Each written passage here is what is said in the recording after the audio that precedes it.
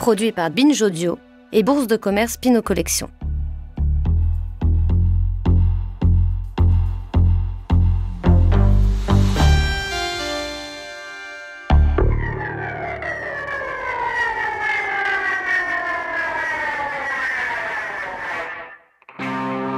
La rumeur bruise dans les rues du Lower East Side à Manhattan.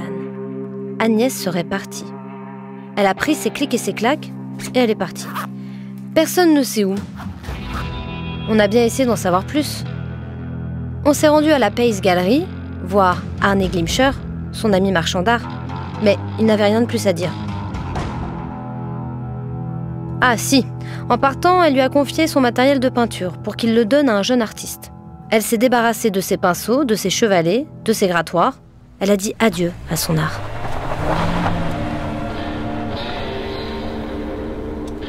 Un an plus tard, un gérant de station-service au Nouveau-Mexique, à 3000 km de New York, rencontre Agnès. Il ne sait pas qui elle est. Il ne sait pas d'où elle vient. Tout ce qu'il sait, c'est qu'il a un terrain à louer. Ce n'est pas un lieu très accueillant. Il n'y a pas d'eau, pas d'électricité, pas de voisins non plus. Mais il le loue à cette femme qui n'a besoin de rien. Sur ce terrain, Agnès construit elle-même sa maison, en adobe, sorte de brique en terre.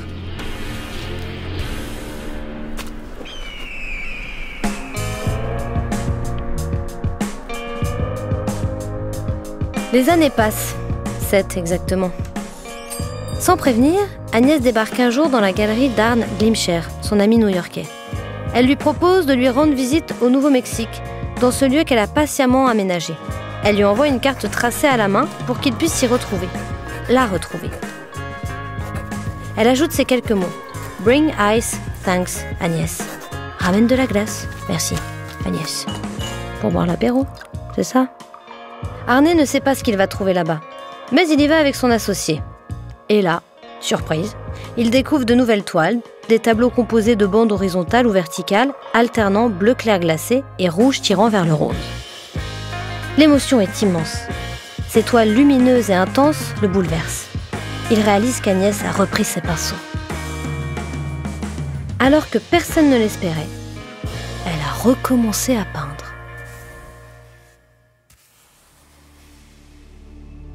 Cette artiste qui a brusquement mis son art entre parenthèses pendant 7 ans s'appelle Agnès Martin.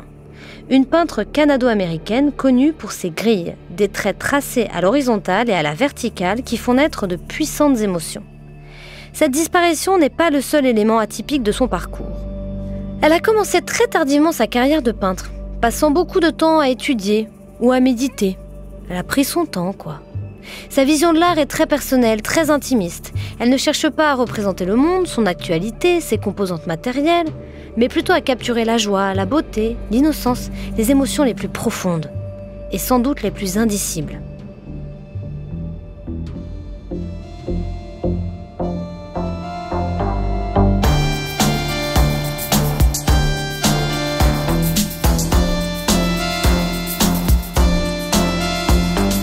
So every day I painted and I got closer and closer to abstract painting, but it took me 20 years.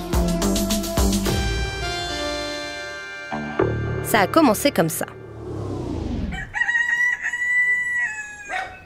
Agnès Martin est née en 1912 dans une ferme isolée du Canada, plus exactement dans le Saskatchewan, une province de l'ouest du pays.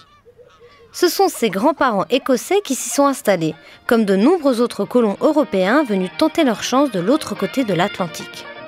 Car ce qui a d'abord attiré les Blancs dans ces provinces où ne vivaient que les Indiens des plaines et les troupeaux de bisons, et ce qui les attire encore, c'est l'étendue et la richesse des terres et la facilité avec laquelle on peut les cultiver. Mais l'enfance d'Agnès Martin n'est pas franchement idyllique. Son père décède lorsqu'elle a 2 ans. Elle vit avec sa mère, Margaret, une femme dure, peu aimante, qui ne lui parle quasiment pas. Agnès dira qu'elle a été maltraitée émotionnellement, tout en reconnaissant que cette solitude forcée lui a rapidement appris à devenir autonome.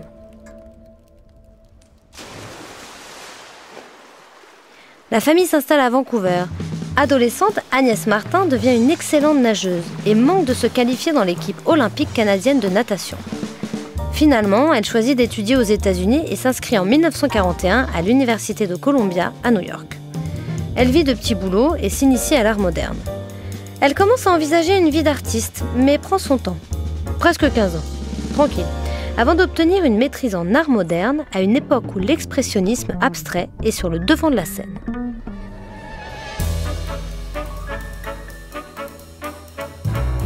L'expressionnisme abstrait, ce n'est pas qu'un nouveau mouvement. C'est une révolution artistique. Oui, messieurs, dames. Même en France, où l'on a longtemps dominé la discipline, on s'enthousiasme pour ces jeunes artistes. La peinture américaine est la révélation de l'après-guerre, parce que ces jeunes peintres apportaient moins des sujets nouveaux qu'une nouvelle manière de peindre. Cette manière de peindre, violente, immédiate, c'est la peinture de geste, l'action painting. Les artistes de l'action painting inventent chacun à leur manière un nouveau langage pictural. Ils mettent en avant l'expression de l'intériorité, face à un monde menaçant. L'une des grandes figures du mouvement est Jackson Pollock. I don't work from drawings or color sketches. My painting is direct. Je ne travaille pas à partir de dessins ni d'esquisses. Je peins directement, en général par terre. J'aime peindre de grandes toiles. Je me sens plus à l'aise. Et quand la toile est par terre, je me sens plus proche d'elle. Comme cela, je peux tourner autour de la toile jusqu'à ce qu'elle soit finie. Ce que je veux, c'est d'exprimer ce que je ressens et non pas raconter mes sentiments.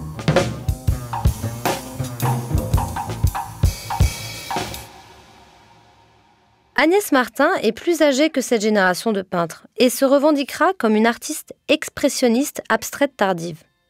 Mais vous l'avez sans doute déjà compris, Agnès Martin n'est pas vraiment quelqu'un que l'on peut définir si facilement.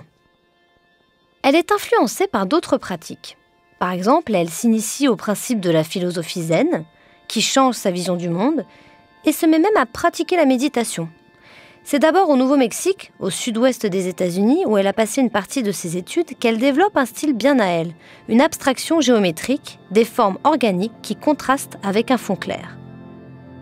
Repérée par l'une des galeristes les plus importantes de l'époque, Betty Parsons, elle revient s'installer à New York en 1957 à l'âge de 45 ans. Elle s'installe à Coenty Slip, un quartier d'entrepôt dans le sud de Manhattan, où elle vit avec une communauté d'artistes qui logent illégalement dans des studios délabrés et sans confort. Les quais offrent aux artistes quantité de débris et d'objets jetés qui peuvent servir à construire des œuvres d'art. Agnès Martin crée Cali en 1958, un assemblage de 7 morceaux en bois rectangulaires, créant une surface presque carrée. Elle y plante des gros clous à bateau qu'elle peint, alternativement en noir et blanc. L'ensemble crée une forme géométrique inédite. Une photo la montre à cette époque en compagnie d'autres artistes. Ellsworth Kelly, John Jungermann, ainsi que sa femme, l'actrice française Delphine Seyrig et leur fils.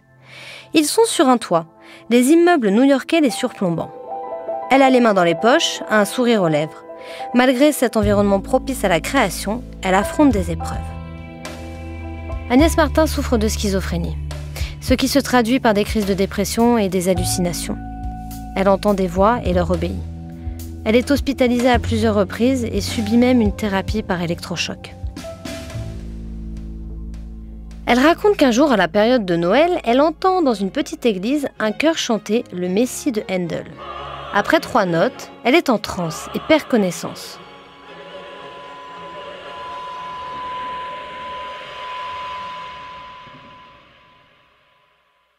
Je n'ai repris mes esprits qu'une fois la chose terminée. Je n'ai entendu que 3 notes, dira-t-elle. En 1964, elle crée The Tree, qui marque une étape importante de sa carrière d'artiste. I was sitting waiting for inspiration about innocence. J'étais assise, j'attendais une inspiration sur l'innocence. And into my mind there came a grid. Et puis, And the lines going this way, une grille lines est apparue dans mon esprit, avec des lignes allant dans ce sens et des lignes allant dans cet autre sens. Elles étaient innocentes. Elles avaient l'air innocentes.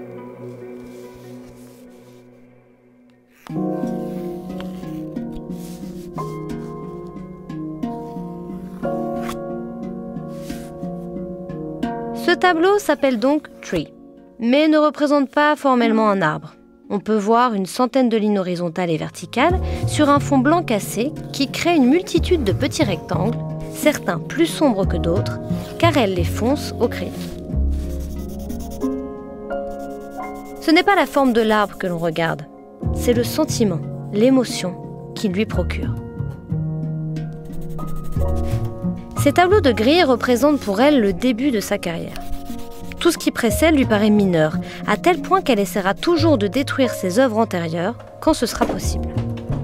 Avec les grilles, elle atteint une forme d'abstraction absolue, car le spectateur ne peut pas se raccrocher à une forme, une couleur, il doit laisser vivre le tableau en lui. Laisser l'émotion prendre le pas sur la compréhension. Elle est au sommet de son art avec Tundra, en 1967.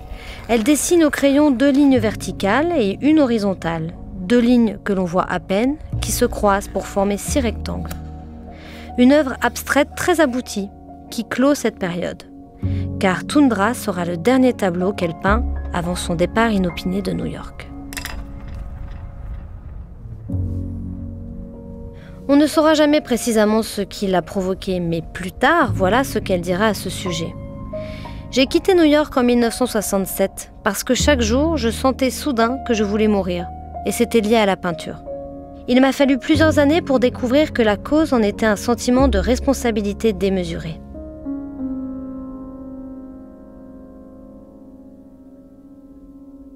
Lorsqu'on la redécouvre en 1974, les grilles ont disparu, mais leur inspiration est bien là.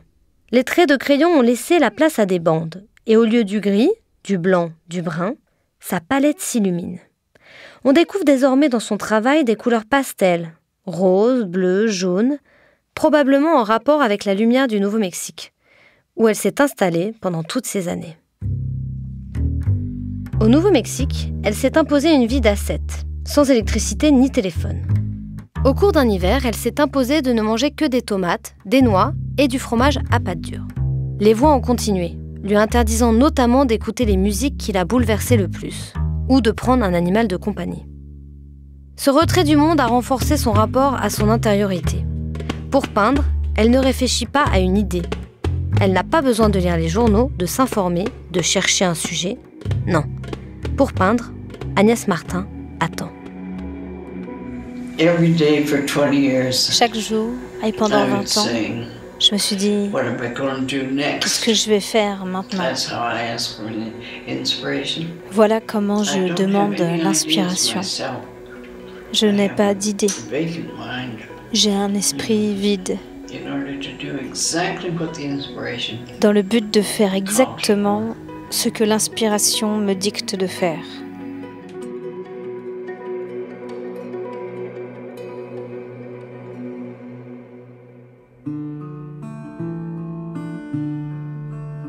Cette inspiration prend la forme d'une vision, une minuscule version en couleur du tableau à venir. Ensuite, elle le peint en agrandissant le plus rigoureusement possible ses mesures, calcul complexe à l'appui. Au Nouveau-Mexique, l'air est sec et l'acrylique sèche rapidement. Alors, son pinceau doit aller vite pour que la couleur soit la plus uniforme possible.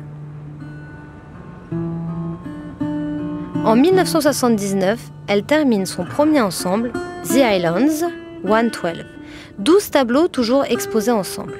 Au premier coup d'œil, on croirait 12 tableaux blancs, identiques. En réalité, de légères variations existent entre ces tableaux parcourus par des traits et des couleurs légères, que l'on décèle en prenant le temps de les contempler. Agnès Martin a souvent dit qu'elle vivait dos au monde. Cette expression, « with my back to the world », désigne une série d'œuvres qu'elle présente en 1998. 6 tableaux où l'on voit des bandes sur des fonds de couleurs pastel, bleu clair, jaune, orange, plus ou moins opaques, plus ou moins clairs ou diffuses. Pour elle, cette série traduit un état émotionnel intérieur. Elle tourne le dos au monde extérieur. Elle ne le représente pas. Elle transcrit des émotions. Elle clame aussi une sobriété, une austérité en conformité avec sa manière de vivre.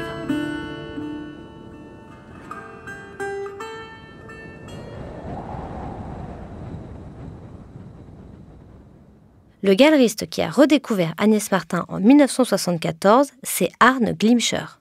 ce marchand d'art galeriste raconte une anecdote qui résume l'esprit de l'artiste, cette philosophie du dos au monde qui traverse toute son œuvre.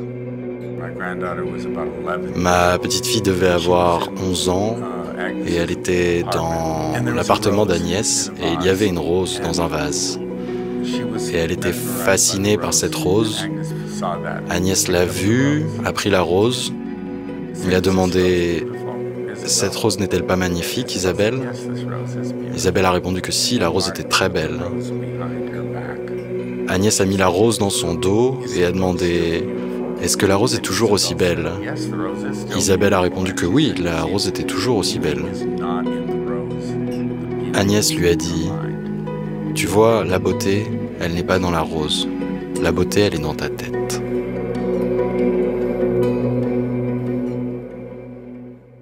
En 1993, âgée de 80 ans, elle réduit la taille de ses œuvres pour pouvoir continuer à les soulever. Juste avant sa mort, elle réintroduit des motifs géométriques dans ses peintures, comme dans Homage to Life, qu'elle présente en 2003.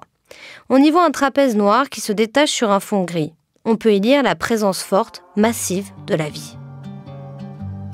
Avant de mourir, Agnès Martin a demandé à ses amis que ses cendres soient dispersées sous un abricotier du jardin du musée Harwood à Taos, au Nouveau-Mexique. Dans ce musée sont exposées 7 de ses peintures. Mais la loi interdit la dispersion des cendres. Alors, au printemps suivant sa mort, plusieurs de ses amis se rassemblent et accèdent au jardin en escaladant le mur du musée. Ils creusent un trou sous les racines de l'abricotier et dispersent les cendres d'Agnès sous la terre. Comme 40 ans plus tôt, Agnès Martin a quitté le monde.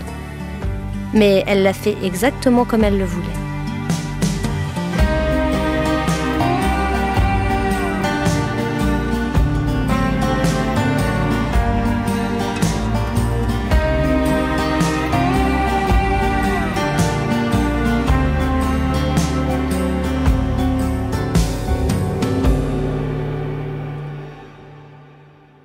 Ça a commencé comme ça est un podcast Binge Audio, Bourse de commerce Pinot Collection, écrit par Caroline Alazi, raconté par moi-même, Marie Papillon, et réalisé par Solène Moulin, Arthur Vignette et Maxime Singer.